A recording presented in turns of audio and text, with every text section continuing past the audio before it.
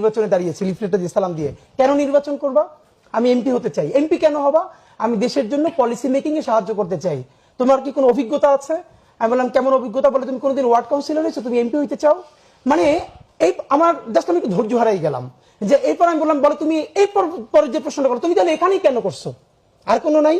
আমি বললাম আমি এখানের ভোটার, ঢাকা ৮-এর ভোটার, করতে সমস্যা কি?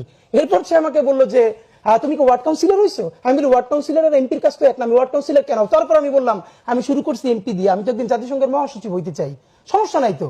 তারপর সে দেখলাম খুবই ট্রিগার্ড হয়ে গেছে। হ্যাঁ বাচ্চা মানুষ। আমি বললাম চাচা এই মনস্তত্ব ভাঙতে হবে। উঠেই সে বললো তোমরা তো সবকিছু ভেঙে ফেলছো। আমি বললাম ইয়েস ইনশাল্লাহ আমরা আরো অনেক কিছু ভাঙবো একসাথে। ইনকিলাব ইনকিলাব জিন্দাবাদ।